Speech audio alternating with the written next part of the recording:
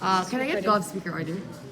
Kavindra first and reply, Wheeler second, Ridu third.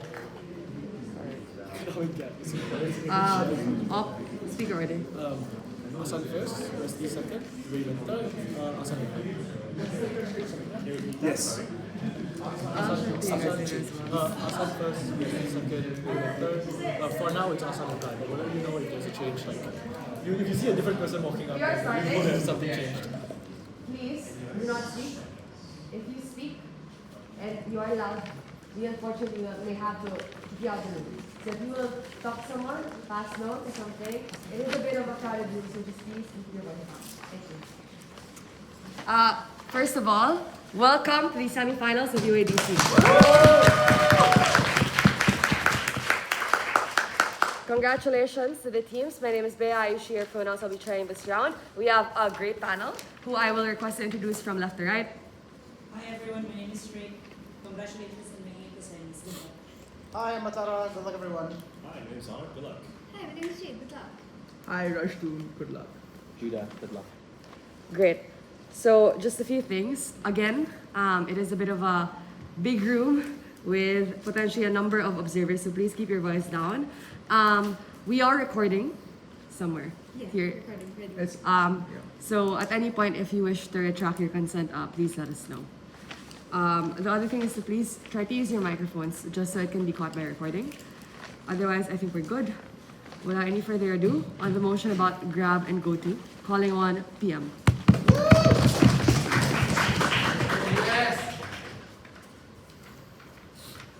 Can I be heard without the microphone? I don't know what this is.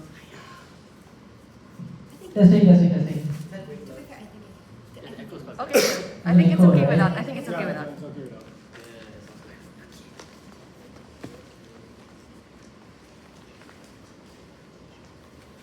Okay, so Singapore and Malaysia debating the fate of Indonesia. Let's go. Sounds about right. Yeah, sounds like ASEAN. Alright, ready? Grab and Gojek, which is the app proposed by app that's operated by GoTo, are the two dominant super app companies in Southeast Asia, and they compete in services like ride-hailing, food delivery, etc. These are the services that are integral to often people's daily lives. The biggest problem with this merger is that Grab is able to create a monopoly in Southeast Asia, and the point is they literally have no other competition that's of a similar scale or provides the same types of services. This leads to many harms. I'm going to talk about 4 things in this speech. First, why this is worse for consumers. Second, why this is worse for drivers and employees. Third, why you kill off other small companies. And fourth, why they're impossible to regulate. First argument. Why is this worse for consumers? The biggest argument is that at the point at which you're a monopoly, you can raise prices on things like taxi fees, on things like delivery fees for food. At the point at which you have no competition. At least in status quo, people have the opportunity to choose between apps to get the best fare. There's a very low switching cost at the point at which you have both apps on your phone. So you can pick the option that gives you the lower fare, but also that means companies have an incentive to compete on price at the point at which it's so easy for people to switch. Opposition might say, but Grab gets economies of scale and therefore can reduce prices. This is unlikely because 1, there is no incentive for them to reduce prices at the point there's no competition. But 2, is that there isn't actually an increase in economies of scale. For the simple reason that if you just think about it, people in status quo use both Grab and Gojek. Drivers in status quo drive for both Grab and Gojek, which means that there is no increase in your consumer base or your employee base at the point at which you merge. Second, and the reason that all of this is important is because 1, like think of the services we're talking about, like things like transport, which determines your ability to actually get to work or like get around and your freedom of mobility, which is particularly important in places like Thailand or Indonesia where public transport, especially outside of big cities, isn't as great. Or things like food delivery, like your ability to access basic needs. That just locks many the poorest individuals out of being able to access these services or forces these individuals to spend massive amounts of their disposable income to get basic services, which diminishes their quality of life because they have less money available then to actually do this. Thirdly, they can do this because it's inelastic demand. Like you can't opt out of transport, you can't opt out of food, of getting food delivered when you come home late at night and you don't have time to cook. All of these means that it's ripe for exploitation when there's no competition. Second argument, why is this bad for drivers? Because there's no competition, which means all drivers are now forced to work for one company, which means Grab can then exploit them by offering them increasingly lower percentages of their fares at the point which drivers have no alternative. At least in status quo, companies have to compete for drivers. Again, because of the low switching cost. Many drivers have both the Grab app and the Gojek app on their phone, and they can choose rides based on the percentage of the fare that they get as a result of that. On their side of the house, there is no ability to do that. That means they get exploited. This is important because many of these drivers are poor, and they either rent cars, so they don't actually own the car, but they rent a car from someone and pay them a daily fee for that car, which means that they now lose money at the point where they don't make enough money to pay back those rents. Second, they buy cars through things like loans, which means they often end up in debt and unable to pay back those loans and get bankrupted by the interest payments at the point where they don't make enough money on their side of the house because they get exploited. These are the most vulnerable individuals who often don't have many skills or transferable skills to transfer into other jobs, for example. As a result of state failure, they get exploited. Yeah, sure. So, do they raise prices for the benefits of drivers, or do they lower the prices for the benefits of consumers? It can't be one or the other, right? No, it's both, right? They raise prices for consumers and lower the amount that they give to the drivers so that the company takes more money. Like, this is not something I have to explain, come on. So, they raise prices, they reduce cost. They do both, right? Supernormal profits. Alright, third argument. The fact that they kill off existing companies. Like there are other small companies in status, like for example in Singapore, you like ComfortDelGro, which only offers taxi services, or Foodpanda that gives you like food delivery services, for example. These are smaller companies that get killed off on their side of the house. At the point at which Grab can now do things like force drivers to sign exclusivity clauses, the same way companies force people to sign non-competes, for example. And drivers are likely to opt in because they get most of their rides on Grab. The point of this is that you kill off all competition. Smaller companies go under and therefore people lose jobs, people lose their investment that they put into these companies. And means you further allow Grab to cement its monopoly power at the point at which you eliminate all competition and allow it to establish a monopoly. But this also means you deter any kind of new entrants. Because at the point at which Grab has full control over all the infrastructure, which in this case is the drivers, and through these kinds of clauses which they can enact, it prevents any new companies from entering to be able to access that infrastructure on their side of the house as well. That's the problem with monopoly power. Fourth argument. Let's talk about regulation. So this is probably going to be their big push. 3 structural reasons as to why you cannot regulate this monopoly at the point at which you let it form.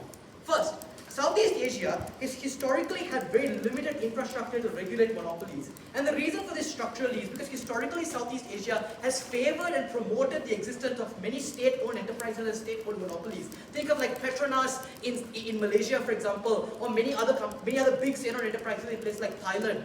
The impact of this is that there just isn't the infrastructure to regulate and enforce antitrust laws. Many countries don't even have antitrust laws to begin with. The example of this is like, even in Singapore, which we think of as a developed country, couldn't regulate Grab buying out Uber and eliminating all competition for ride-hailing in Southeast Asia, for example. But also, even if they say maybe we can create new laws, the problem is there is a massive time lag here until those laws get instituted and the expertise and the experience to implement these laws actually comes into force, which is a massive time lag in which people get exploited in the interim.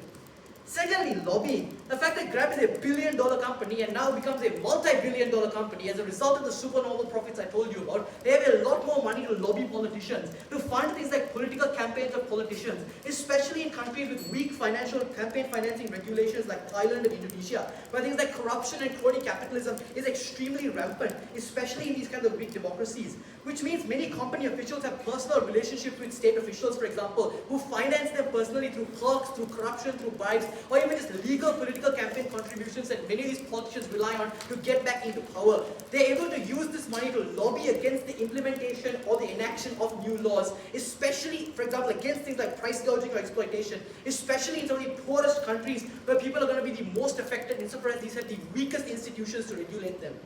Thirdly, you create a state dependency, especially in poorer Southeast Asian states. You create a dependency on Grab to provide essential services for massive amounts of employment, which means when Grab threatens to leave, they have massive amounts of bargaining power to fight against regulation, and states are forced to cave in at the point at which you've created this behemoth that you now cannot control. Panel, do not create the behemoth that you cannot control. You cannot put the genie back in the bottle. Let's prevent the genie from forming in the first place. Thank you. Thanks, PM. Hello. Let's go outside.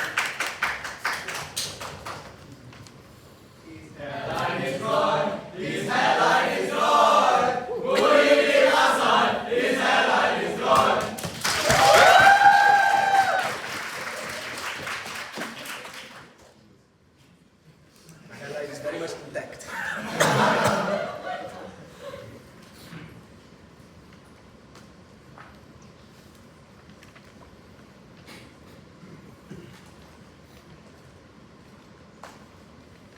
Judge, don't let Gov get away with running a generic anti-monopoly case without explaining what the nuance of e-hailing, the digital commerce market is, and what transportation look like. They claim transport is price inelastic. Maybe if you look at one car and the cars back in like the 1980s, maybe it was inelastic because people didn't have any other options. People have so many options now. Air Asia can come in, Shopee can come in terms of Lazada. You have so many other options in terms of the ability you have to do this. I will flesh this out later. But first thing I want to frame is the competition between these companies and how they are likely to exist in the status quo. Currently, most of these companies fight each other in terms of price. Why is this bad? Because like what Kavindra said, this competition looks like driving down prices as much as possible so that the consumer can access it. Who gets screwed over? The rider.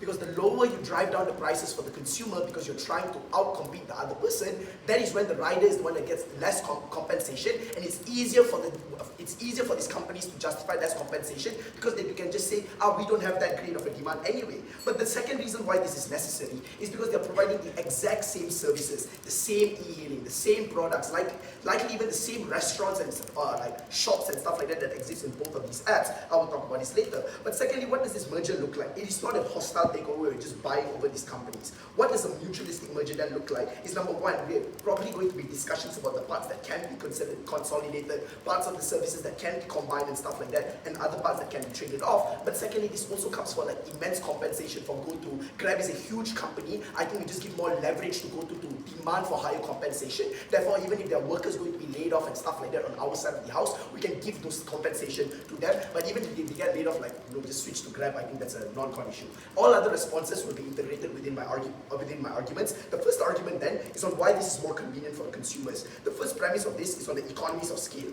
Grab and GoTo have duplicated expenses in things like tech R&D, logistics, and your market operations. What happens when we merge is we just get to reduce this cost because we prevent things like duplication.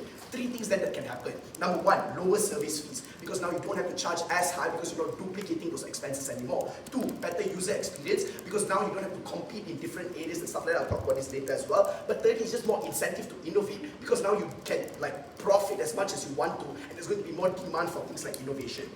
The second premise here is on how we get more access. This is very important, Judge. You have to think not just in the context of Indonesia, but people in less developed areas of Indonesia. Forget Jakarta, because these are the areas where your companies are going to exist and trying to outcompete their competitor. What this means is users in less developed areas, in rural areas, maybe in areas that are not very, like high in demand, are the ones that are going to lose to this. What this creates is number one, a race to the bottom, because companies on your side are a lot more profit conscious, so they're going to cut costs in terms of innovation and other forms of development. But two, there's also just more focus in these bigger markets in the first place, because this is where demand is probably the highest, and you want to access that demand. You probably setting up shop in, like, I don't know, some place, some rural area in Surabaya or whatever, is going to result in more costs, and the companies then cannot justify that increase in cost because the operational costs will outweigh the profits then on your side of the house. This is how then we get access to the really most vulnerable people who are suffering in terms of having no transport. How do we then change this? Because if users have no other alternatives, these companies are more willing to come into their areas in the first place, providing them that convenience. What does Kavindra say? Kavindra say it's just as easy as switching an app. I don't know about you, but when I wake up at 8 a.m. in the morning and I want to go for class and I have to switch between Air Asia and Grab and Gojek or whatever, and trying to find the least price, that is an inconvenience. The fact of the matter is, transportation is an urgent need. Maybe in the most convenient of instances you can take this debate, but that's not the majority of instances. A lot of people don't want to switch between apps. A lot of people don't want to just look for like what's the best service or whatever, especially when there's surge fees, which means a lot of times these things are just going to be the same price and people just don't know how this can help them at the end of the day. The impact is, in the realm of e-services, consumers are burdened by things like inconvenience. They are burdened by things like lowering of prices and stuff like that affect like the lack of services being afforded to them, and I think that's how we fill in that particular gap. No, sit down. The second argument then is on how are drivers treated better. The premise is, currently there is a lot of instability. Things like switching between apps, which creates not, like Kavindra claims is damn easy, you know. But no, maybe the switching between apps is easy, but for you to demand higher wages, for you to demand higher income, which just results in a lack of predictability in the income that you can get, it's not just an inconvenience, it's an assault on your human dignity and your ability to access these opportunities. What does a merged platform provide to us? Three things. Number one, unified policies for drivers, and therefore it makes it easier for you to demand for better things, because these are all one policy that everyone is operating under, as opposed to on your side, you have to split this. You have to split lobbying for Grab to like increase your compensation, and then you also have to split lobbying for Gojek to increase your compensation. Because on their side of the house, Judge, Gojek, like Grab is not just going to cease to exist and be like, we failed in this merger, therefore we're just going to pull out. No, they're still going to exist in your markets. They're still going to outcompete you. And because they're benefiting from things like existing in other markets, your local company, your GoTo, your Gojek company that you love so much is going to die out then at the end of the day, leaving drivers with no other alternative. But secondly, there is things like predictable income, because it is only when these companies don't have to deal with the immense amounts of competition that we talk about on their side will they do more predictable forms of income. They'll do things like algorithmic pricing or whatever, as opposed to fixing the price at a certain point because they know they don't have to account for things like competition and stuff like that. But thirdly is leverage, because now Grab will rely on all the drivers in order to provide the services, which means things like strikes, things like protests, things like stopping of services in order to demand for better pay is more likely to have a greater impact and a greater bargaining power on our side of the house than before 6 go. Surely strikes are better on our side, because if Grab is exploiting you, you can go on strike for Grab, not take Grab offers, while still enjoying still driving for Gojek on our side. On your side, you have no income at the point you go on strike. No, the reason why strikes are a lot more effective on our side is because we actually get to thank the company. Because on your side of the house, drivers are not going to strike in the first place. They will say, okay, this company is paying me less, therefore I'll just go to the other app. That's literally your case, though. Switching app is convenient, so they'll just switch to the other app. You literally knife your own incentive to like strike in the first place. The comparative then is simple. They claim that this increases cost for consumers. Okay, if that happens, we can just antitrust them. We can just do many things. I don't know why this is so unlikely to happen, simply because Kavindra says there's some precedence of state, like companies like Petronas or whatever, that literally don't apply to this debate. We're talking about transport, we're talking about a private company here. I think that is the point at which we actually get to make sure drivers are compensated fairly. Lastly then, how do we weigh up monopolies? Monopolies are characterized by two things. One, a high barrier of entry, and two, the ability to opt out. How do we mitigate this? Number one, freelance taxi drivers, what we call Kereta Sapu in Southeast Asia, are people who drive their own personal cars and advertise their services on things like Telegram and other forms of social media. The ability for these drivers to enter the market, the moment they see a gap because you are increasing prices to a really unreasonable amount, means that these drivers can just enter the market and offer their services to the local people, therefore resulting in more harm towards these companies. Therefore, there's going to be less incentive. But secondly, even if you end up in a monopoly, because this is a Singaporean company, I think everyone in Southeast Asia is already suspicious of Singaporeans in the first place. Therefore, I think we have to demand for more accountability mechanisms and a lot more like checks and balances as well. Thanks so much, LO. Thanks so much, LO. DPM, please.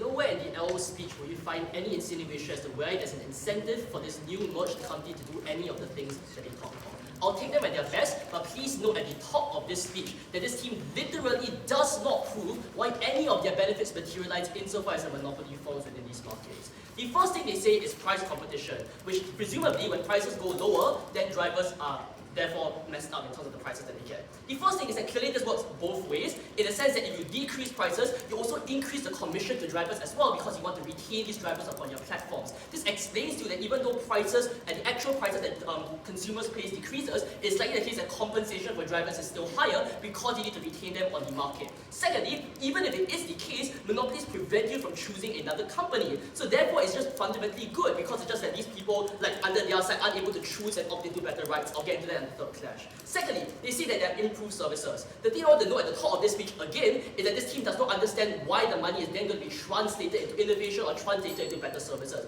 But the thing I want to call more so under their side is they don't actually explain what innovation looks like in this market. They don't actually explain how you can innovate better drivers or innovate better cab hailing. In fact, innovation is likely to be worse, because if you look at e-commerce, innovation looks like more predatory pricing, looks like more personalized ads, looks like greater amounts of exploiting any forms of revenue and price competition out of individuals. It is likely the case that companies use their supernatural profits to invest into things like AI to improve the ways in which they're able to exploit profits out of these markets. They don't explain why innovation is good for people. The last attack they have under this is one of rural areas. There are two responses for this. The first is that rural areas, if they were not supported on our side, will not be supported when the merger happens. The reason for this is, as they point out, operational costs are relatively similar on both sides. You set up your app, you will improve the app, like you will improve the availability of this service towards this area. The additional cost is not particularly significant. If it's a case, therefore, that is currently unprofitable, I'm unclear as to why this sudden merger causes them to enter these markets insofar as they're already going to be denied this service. Because, as they rightly point out, many of these rural areas lack profits, lack people who want to take these rides, and so therefore it's likely the case that they will not enter regardless. Secondly, even if they do, our explanation proved to you that competition sparks the desire for more companies to enter these markets in the first place, because you want to carve out new markets, you want to find new niches and find new areas who are willing to accept you and willing to accept your drivership. This explains to you, therefore, that with competition is how we enter into these different areas, because if companies see that this area was priorly untapped, there's an incentive to go into them as well.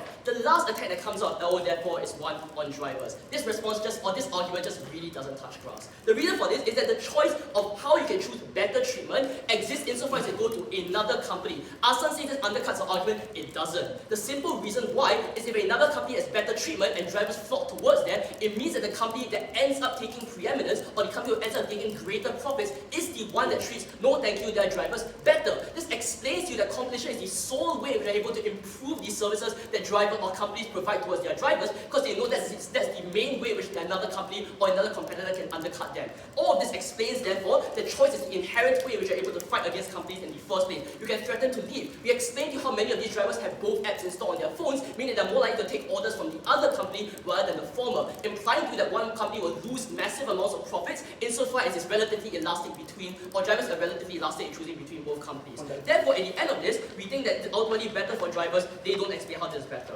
Go. Wait, I thought drivers can just exist on both platforms and switch whenever they want. What is the impact of the incentive to retain these drivers on one platform by either company? Because if one platform is clearly not treating you as well, gives you less commissions, gives you less rights, you just take more orders from the other platform, more people flock to this platform ends up taking preeminence. That's how competition works. That's why companies know not to do these forms of bad treatment. That's why companies know to treat their drivers better, because the competition forces them to do so. This team is unresponsive. Therefore, at the end of all these responses, you will believe that competition is significantly better on the outside. That's what drives the debate. But the last thing Asan says, and this is really the flimsy response, is they just say we will antitrust it out. Never mind the 5 responses Kavindra already gave you, check your notes on this, I'll give you 2 more. The first is to say that these companies become too large. The fact that they become overwhelmingly large in controlling e-commerce markets or controlling ride-hailing means that they're significantly harder to regulate insofar as a large majority of the population is reliant on their services in the first place. But the second thing is, with more money, they're able to gain greater lobbying power and greater partnerships with the state. That's all of what Kavindra explained to you. When they have greater connections with the state, they have greater abilities to lobby the state insofar as they're one entity rather than under the competitive market where they have to put more money into lobbying in order to fight against one another, and they often lack the capacity to do so. This explains to you that one company has to put less money into lobbying and also has greater capacity to do so. Indonesia is a massive market in terms of ride-hailing. They provide incredible amounts of e-commerce. There are so many people within this country that just require these forms of ride-hailing, require e-commerce services. It's literally the case that GoTo is a national champion within Indonesia, meaning a massive amount of funding and massive amount of resources goes into this company. This explains to you that taking control of this company gives you massive amounts of ability or massive financial capability to take control of the market. And this wasn't just in Indonesia where they called competition. It was across Southeast Asia, where oftentimes Gojek was the only competitor towards Grab in many of these markets, meant that across Southeast Asia, you lose competition and you give Grab greater supernormal profits and financial capacity to retain their control over these markets. That locks out the alternative that they talked about when they say new drivers can arise, because we explained to you that newer drivers are going to be sucked up by Grab with the better deals that they provide and the ability for them to maintain things like licenses over these individuals. Meaning that any new driver or any new company has to deal with the massive amount of outreach capacity and the massive amount of financial capacity that Grab has, they never explain why this competition arises. At this point in my speech, I'll explain now, in extension, why foreign companies controlling Indonesia's digital economic landscape is something that's necessarily harmful.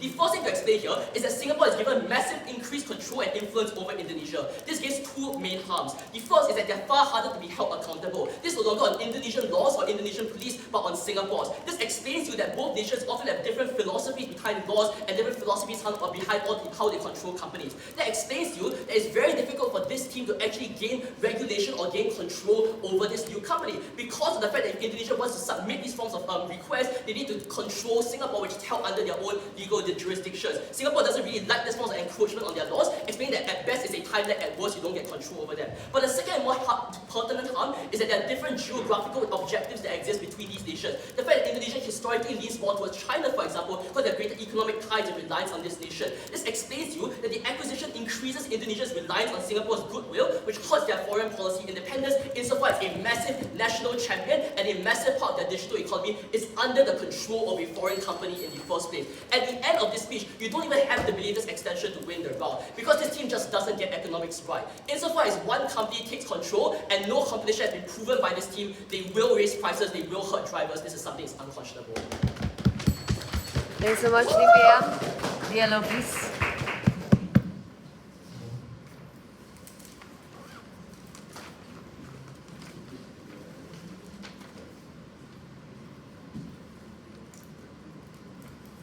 You hear me? Shits on your case. He shits on your case. His name is Wesley. He shits on your case. Ooh, ooh, ooh.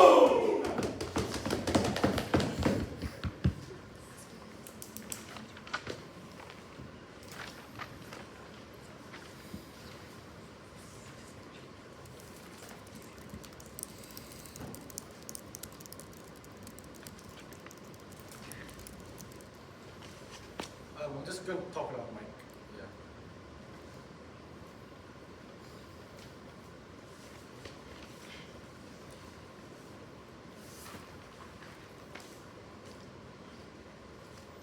One main issue at the top of this speech, which is simply just why the GoTo Grab merger is unlikely to manifest in the worst monopolistic tendencies. And this will break every single mechanism that the side of government provides to you, in terms of the very generic case on stuff like price gouging and anti-competition laws that they nicely package like Singaporeans do, but don't actually explain the nuance as to these things. I want to first analyze, and this is the core premise of their case, which is that Grab and Gojek in this merger is like every other monopoly that exists around the world. They seek to price manipulate, price gouge, to hurt the people that they employ and hurt the consumers in which they buy from them.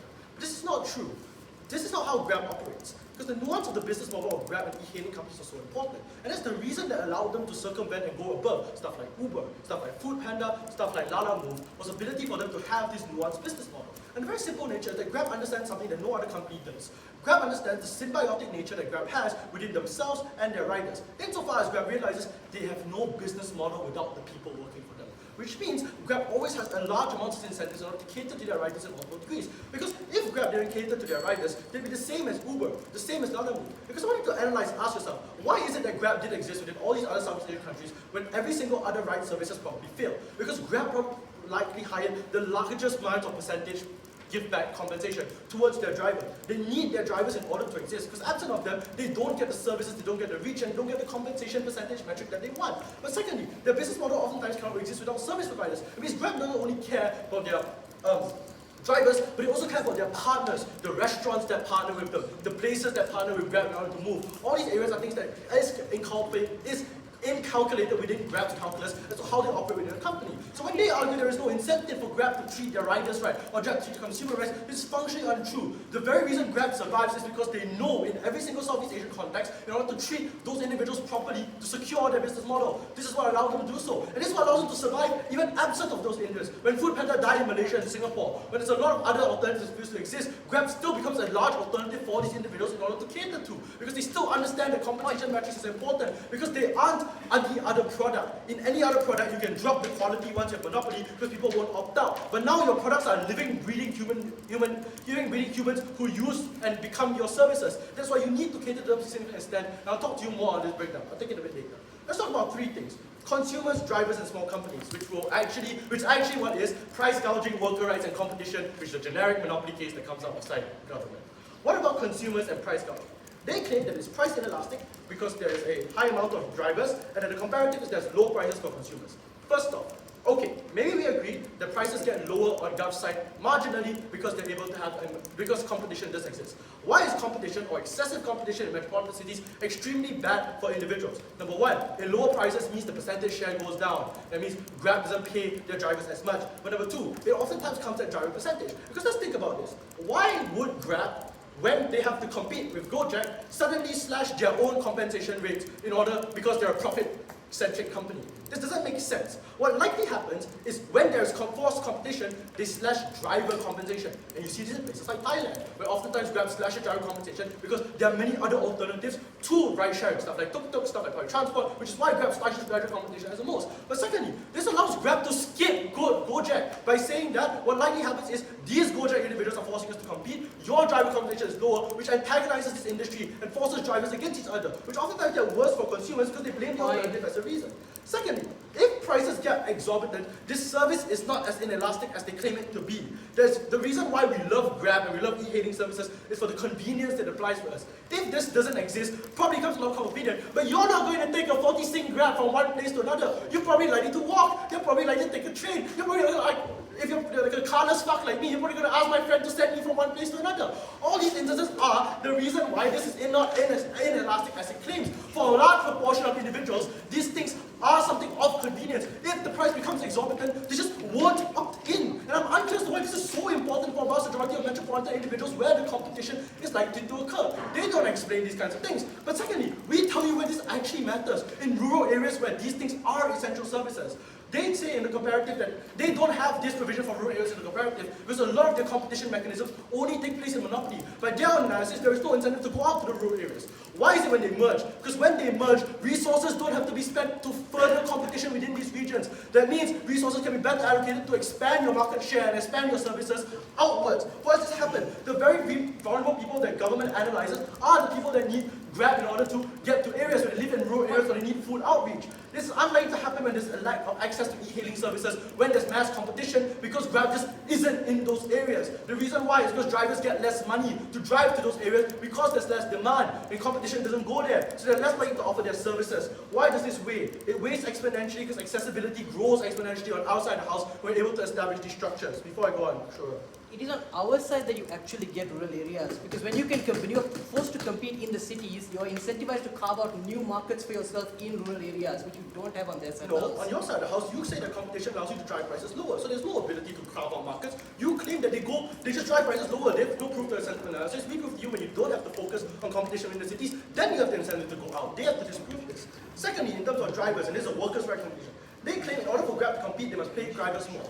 Which then brings me to ask the question, where do you get the money from to pay drivers more? If Gojek lowers their prices, Grab probably has to pay them more, which means they charge consumers more. So on your side, competition means either consumers get hurt because you charge them a lot more prices to make up to seeming like a nice company, or drivers that are hurt because you charge them less because you have to compete to placate the consumers. Because of the symbiotic nature of Grab, they have to cater to both their consumers and their worker base. Therefore, they must be generous to both of them to a significant extent in order to ensure their market right, which is why the worst of their harm doesn't materialize in terms of monopolistic conditions, right? Because they hurt consumers. Every time, if the compensations are low enough, it is unlikely for them to opt to a different platform. What's likely to happen is for Grab drivers to opt into different ways of income earning. I'm unclear why a vast majority of people only own a car and only can do Grab. A vast majority of the time, if these prices get so low on competitive metrics, they'll opt out of e-hailing services. They go wash plates, or no, they're bad comparative. They go like, I don't know, work as a restaurant worker or like a server. These are other alternatives that probably pay higher than the ludicrous kinds of monopolistic competition that's likely to occur, which is why companies are unlikely to do this on our side of the house, because they need their drivers to ensure their business model is sustainable. Finally, on small companies, and this is in terms of competition, if Grab has bad practices, there's a hole for other companies to exist. For private companies like Carpool and all these other things, in order to exist as ride-sharing alternatives or new growth in the companies that happen. But secondly, the reason why they failed for Foodpanda to have bad business models, because if you realize, Foodpanda started at the same time as Grab. Why did they die? Bad business models occur. So if our comparative is to kill bad small companies, bad business models, we're fine with that. Grab exists as an alternative for individuals in a far-reaching world, able to cater to individuals without access. This is why we did the debate. Thanks, DLO. Gov whip.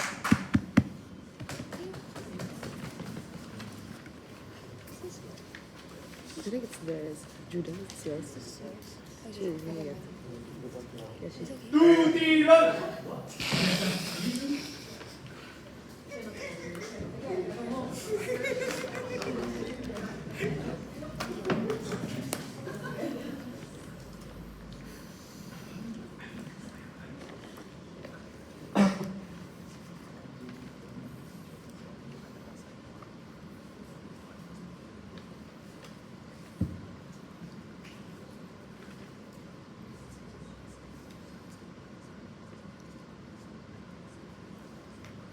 This team has a mitigatory case. If you check your notes, all they say is, it just won't be that bad. Here's why it will be worse, and here's why I'm going to weigh it off. 3 clashes in this debate. The first clash on efficiency versus consolidation. The first piece of framing they give you is to say that insofar as this merger exists and it doesn't happen in a vacuum, there's incentive to negotiate and for things to be done properly. I have no contest that the merger may be done well at that point in time. Our impacts accrue after they have consolidated in a variety of other ways that don't necessarily determine with the bargaining terms. The other thing I would note is that Grab has significantly more money, which means they probably have more leverage in this negotiations. If you check your notes, they give you 3 benefits. They say there is duplication, user experience, and an incentive to innovate. But they never actually explain why there is an incentive to innovate. So even if you don't believe our claims about prices or better qualities of drivers or so on and so forth, this team doesn't tell you why, after consolidating over 90% of market share in Southeast Asia, Grab is going to actually want to improve the user experience for people. We think they could, but they're unlikely to do so because they want to prioritize supernormal profits. Insofar as this is not something they actually have to do. They then have 3 responses, and here's where I'm going to weigh the material my earlier speakers gave. The first thing they say is that you can regulate. Why can't you regulate? Singapore failed to regulate Grab properly. Back in 2018, when they acquired Uber and prices surged, if Singapore can't do it, I wonder about the other states, the characterization of which Kavindra gave you in first. But there are 5 structural reasons as to why this is the case. The first is the underdeveloped antitrust infrastructure we talked about. The second is that these companies become too big to regulate because governments are fundamentally dependent on them for things like essential services. The third is that oftentimes they can do things like have lawsuits which indefinitely delay how quickly you can get those antitrust proceedings in, whether or not they succeed. In Singapore's instance, all Grab did was pay a small fine. The fourth is that antitrust regulations are fundamentally behind monopolistic behavior, which means that the harm is oftentimes done in the interim, both to consumers and to drivers. Oftentimes, there is no recompensation for these people, and things like locking out other competitors has already solidified in the market. These are all harms that arise regardless of whether or not you are allowed to regulate them later. The fifth is that the amount of new entrants just decreased. So when they want to say that new people can just come in and compete, that's fundamentally not possible because they've consolidated the greatest degree of market share. They then give you a whole bunch of alternatives, which I'm now going to deal with. They talk about freelance drivers, other alternatives like tuk-tuks or other companies. I think for the precise reasons that they give, that people times are often desperate, it's rush hour, so on and so forth. You want the Grab, you want the certainty of knowing that a Grab car is going to come. People don't always just have friends to call, you might live in different areas. Oftentimes these states have underdeveloped public transport infrastructure because they become so dependent on ride-hailing companies, and insofar as this company is established, there's limited capacity or incentive for the state to actually want to improve these things, which is why the alternatives they talk about are insufficient to serve as adequate compensation. Again, 90% of market share, which means their responses are mitigatory at best to tackling the worst harms that necessarily exist on our side of the house. This is where I'm going to go into clash 2. So at the end of this, what you ought to believe is that they don't sufficiently explain why this regulation is possible. I've proven why even if you do it, it is too little, too late, it can be indefinitely delayed. On the second clash on people, their main push here is convenience because people don't want to toggle between applications.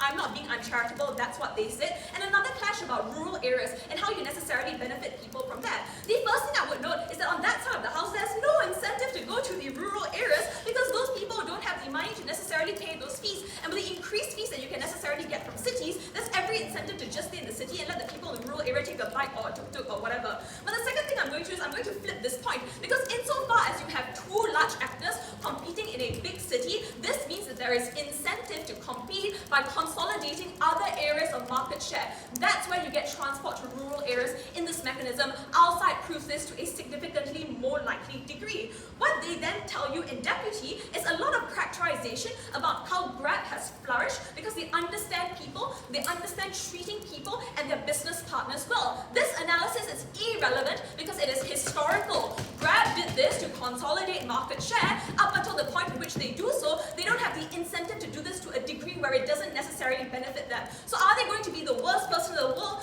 Maybe not, but are they going to be the best? It's highly unlikely that they're going to continue to do so insofar as everyone is dependent on them. Other companies can't just come up because they have a ton of money to push advertising aggressively. They have a ton of money to do things like, say, lower fares in the interim and engage in price competition to lock any other potential entrants out before they raise it subsequently later and therefore consolidate their market share. Before Clash 3, yes. Yeah, this is generic analysis. Look at places where Grab has monopolies in Malaysia and Singapore. Oftentimes, they still protect consumers and drivers in a vast majority of these areas where their business model does flourish.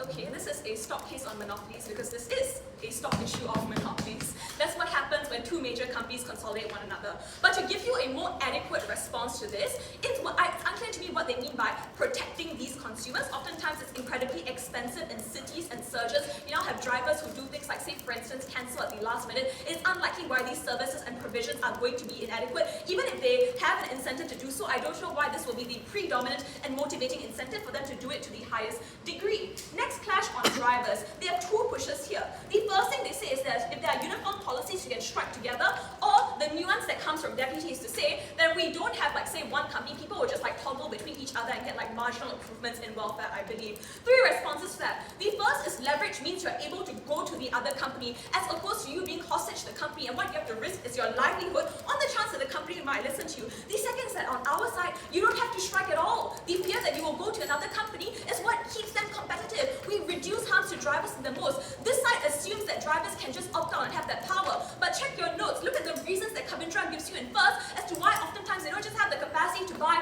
a new car. They're oftentimes bogged down by loans. They're in a contract to rent a car, so on and so forth. They cannot just opt out of it and therefore necessarily do better. At the end of this, what you ought to believe is that their case is mitigatory. Here's the weighing. The first is that we think this is beneficial because there is going to be a loss of meaningful competition. Even if you believe we can do things like regulate prices or for some reason treat people better, their side is speculative, our side is certain, because you have to treat consumers better, you have to keep prices lower, you have to treat your drivers better, because someone else is going to do so and you fear they might go to them. On that side of the house, they are dependent on goodwill. Grab continuing doing what they've done before, saying that they have an incentive.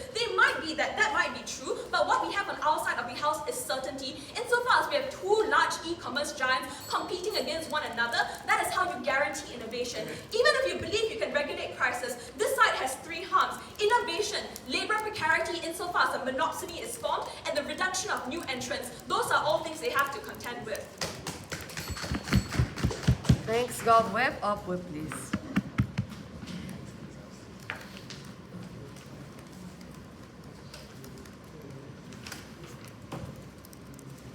He's going to Bach! He's going to Bach! Raymond Kimura! He's going to Bach!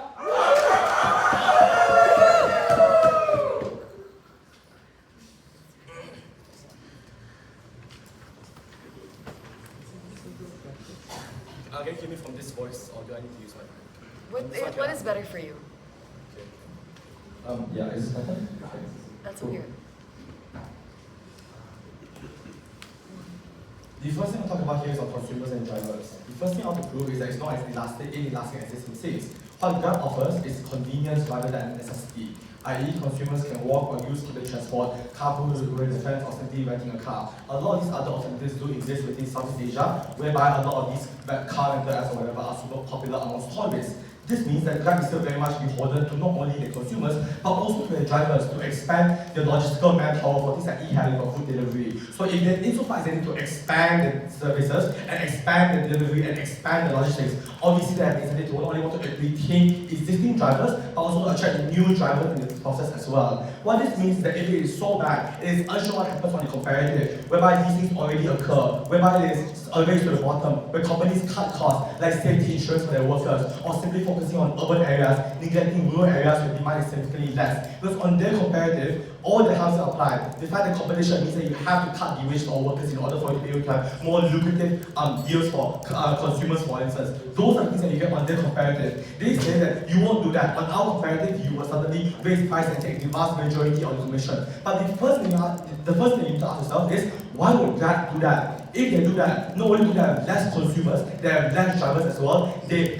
disempower and they also just make it and they handicap themselves in the process. The second thing here is that if the practices are as egregious as this team says, you wouldn't have drivers working for you and you have no consumers to use your service. On our comparative, we explain why, absent of the competition, you are still likely beholden to your consumers and your drivers. The biggest benefit that you get on our comparative is the ease of access, is convenience, is the fact that you're able to integrate various other services into one particular app and therefore use it for convenience. I agree that maybe convenience might not be a very big impact, but for a lot of people that go to places like Indonesia, for a lot of tourists that go to Indonesia, they go to these areas, there is a significantly big impact for them as well. The fact that they don't have to they don't have to pass through these like verification processes and whatever in order for them to use Gojek, because they already have Grab installed on their phone. There is still a big benefit that they have yet to engage on their comparative. The second thing here is that small businesses don't exist or aren't any better on their comparative, because the status quo of Indonesia is that it is a duopoly between Gojek and Grab. So obviously, it is very unclear how will you empower small taxi companies on your end when the market is already dominated by two key players.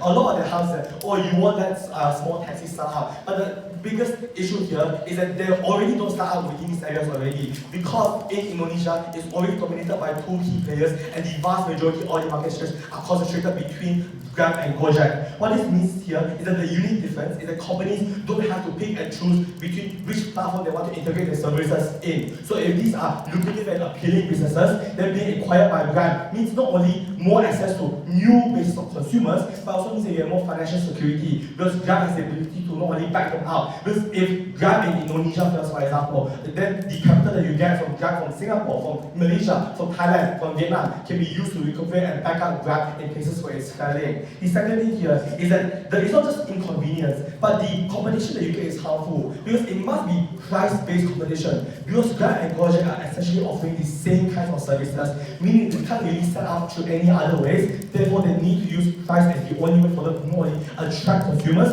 but for them to use their services. So on their comparative, they can't say that you will use this as innovation or whatever, because it's unclear what the comparative would mean. Because if the comparative means that you have cheaper prices for consumers, then obviously the wages of a lot of these drivers are going to be cut in the process, because it's a trade-off. Either you benefit consumers or you benefit drivers. On our comparative, we explain why Grab and the unique business model that it has that synchronizes the interest between drivers and the consumers through an algorithm means it's simply easier for you to do so, because you don't have to rely on that unpredictable competition in order for you to win over the market. Sure.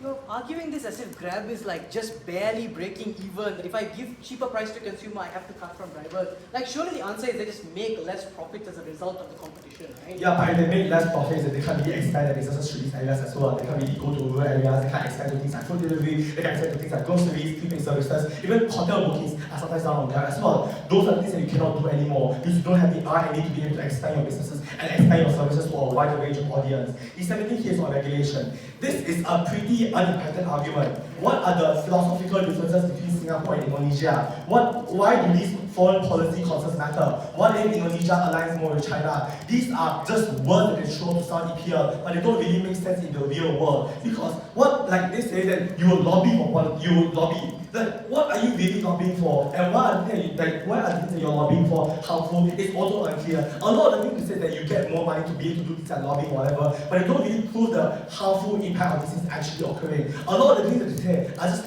not only just generic monopoly argument, but they don't explain the unique nuance of Grab in particular, which is the fact that they're engaging in a very demand-elastic industry, and therefore there is ability for it to be able to empower small businesses.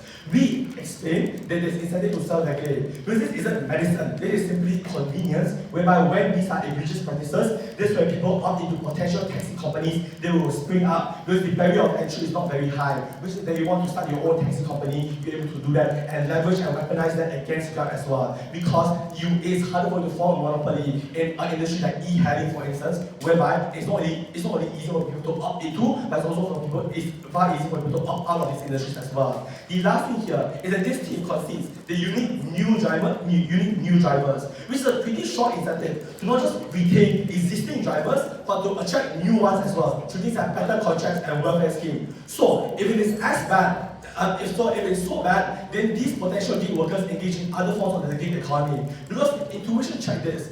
If it is true that you need more Grab drivers in the future, obviously you're going to do things about whaler stands, to give them better deals, to give them better wages, to protect them far better. Those are the things that only exist on our side, because you have the money and the capital to do so by the company that allows you to do so. This team says, well, you hike up prices and take a huge chunk of the commission. Why would they do this? We said the likely scenario will be to ensure the retention and attraction of drivers in these services as well. Meaning that you're likely going to not only retain your existing consumers within those areas, but you're likely going to find new ways to attract new drivers. So if this team says that, oh well, Grab will offer like pretty attractive deals, that's good, because it means that drivers will opt into those things. Because if it is so bad, then there's no potential drivers right now. So maybe you have drivers right now that are harming the process. But because these are pretty egregious labor practices, then you have it's an unsustainable business model, because then you have less potential drivers that are willing to opt into your businesses in the future. So a lot of their harms are just not really there. We explain why a lot of the competition that they get is harmful. We explain why on our side you offer convenience and accessibility. Sure, it's a low-hanging impact, but it's far better than none. Next up with Pop Reply.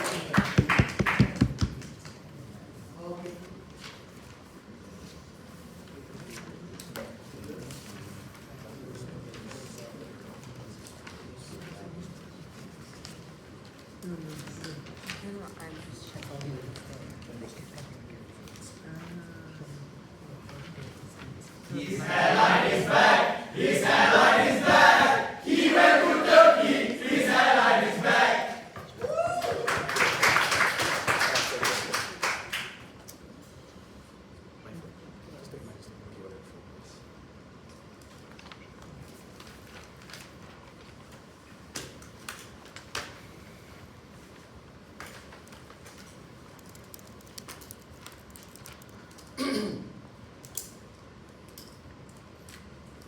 The only evidence that this team has as to why Grab will be expensive is, look at Singapore. The reason why Grab is expensive as Singapore is because of licensing costs that literally does not exist in anywhere else in Southeast Asia. Do not buy this example, Judge, because you cannot just use that, which has a completely different transportation law, and apply it in the context of Indonesia. There's pretty lax transportation laws because there's so many people and a lot of people need transportation. That is the key breaker in this debate. The first clash then is on which side has better access. Government says here, competition is able to drive down prices. Prices going down for consumers is good, but we also get to give drivers compensation.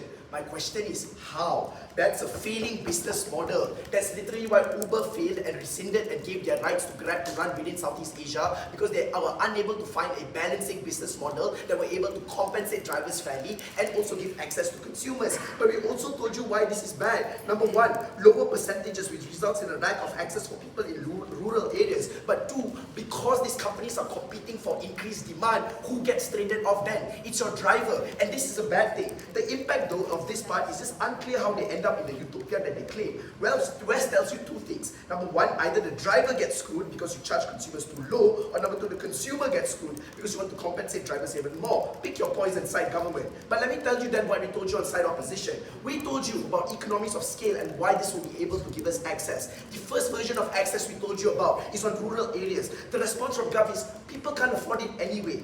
The reason why people can't afford it anyway is because you're on your sites where people are competing for demand within metropolitan areas. That is why that's a race to the bottom, because that's when you drive down prices so low to the point where drivers never get compensated. But number two, Wheeler says we don't know econs, but don't operational costs go down the moment at which you get to increase your economies of scale? Therefore, I think at the point at which we don't just get to control metropolitan areas because, like in their words, we monopolize the market, that is the point at which these companies are able to tap into rural areas for two reasons. One is the cost incentive, because now you can justify entering into these markets, and because of the increase of demands that outweighs your operational costs. But two is the filling in of a gap, because previously companies can just say, the other company will just go in, we don't have to bother about it. But now people in those areas no longer have alternatives, and that is the incentive for these companies to go in, because people demand for these services. But secondly, on price, we concede. This is our trade-off that they never made.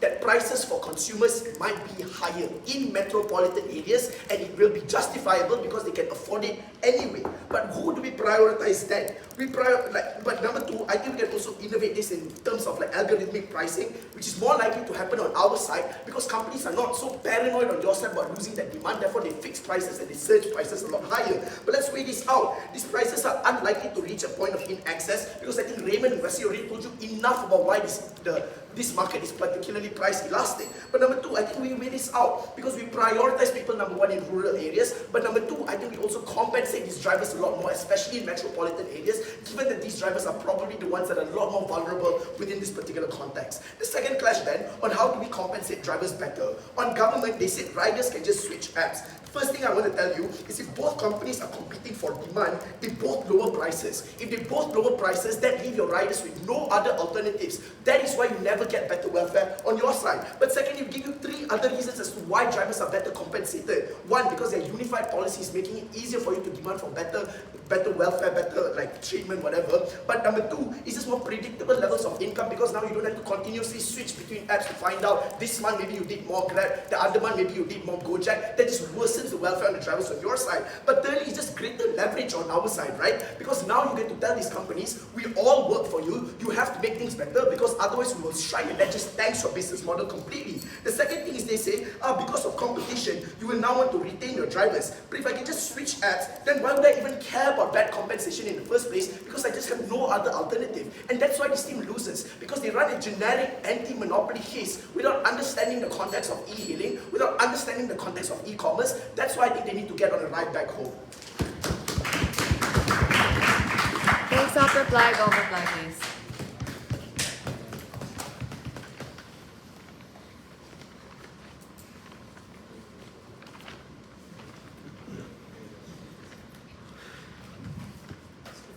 NUS! NUS!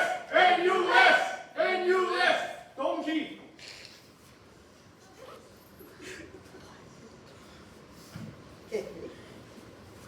Opposition loses this debate because they don't explain the incentives of Grab. All of their impacts are contingent on proving that Grab has good incentives to act in a certain way, even without competition. They have no mech to prove any of these incentives, they just assert. Grab is a billion-dollar company. An incentive of any company is to make profits. You make profits by charging the consumer higher, paying your suppliers less, in this case the drivers. Which means the point here is that competition forces Grab to treat their consumers better to retain demand and pay their drivers more in order to retain drivers. The trade-off is the company makes less money. Sure, we are happy to make that trade-off. Grab isn't going out of business. They have tons of cash reserves. The decrease in profit isn't likely to drive them out of business. Problem here is that we really need to rely on market mechanism because we've given you structural reasons for why we cannot regulate behemoths like Grab. And that is why they lose the debate. I'm going to first talk about drivers, then consumers. Because notice their entire claim is drivers will be treated better, and the only incentive analysis they give you was, but they were treated better in the past. This is unresponsive to what Vela tells you, that the reason they were treated better in the past was because Grab was newer and they were consolidating and they needed drivers to opt into Grab because it was a newer platform. But at the point at which they have consolidated, there is no incentive analysis on their side for why drivers will be treated better. Because understand that drivers' bargaining power comes from the fact that Grab needs the drivers in order to deliver the food or drive the taxis. So if drivers are able to deprive Grab of their services, that's how they get bargaining power, right? How then do they not have bargaining power? If they literally disprove their mechs, right? And the fact that you have no alternatives but to drive for Grab means you're forced to accept whatever Grab gives you. At least on our side, you can choose between apps. So if Grab is exploitative, you can choose to drive for Gojek only because you have that alternative. Second, things like strikes are easier on our side. Because on their side, if you go on strike, you get no income. On our side, you can strike against Grab, but still drive for Gojek on that day, which means strikes are far easier to opt into. This means that insofar as bargaining power comes from the fact that Grab relies on the drivers, we have a greater capacity to deprive Grab of their drivers because of the availability of alternatives. But thirdly, they said drivers can just opt out. We've explained why that's not possible, right? The fact that you've massive sunk costs when you've spent money to buy a car, the fact you've taken out loans or signed rental contracts on cars, which you can't just opt out. They give Grab all the leverage insofar as they're the monopoly. That's why drivers get massively fucked over on their side of the house. So that means that all this stuff that they tell you, they don't actually explain the incentive for why Grab will treat them better, because they have no bargaining power. Secondly, consumers.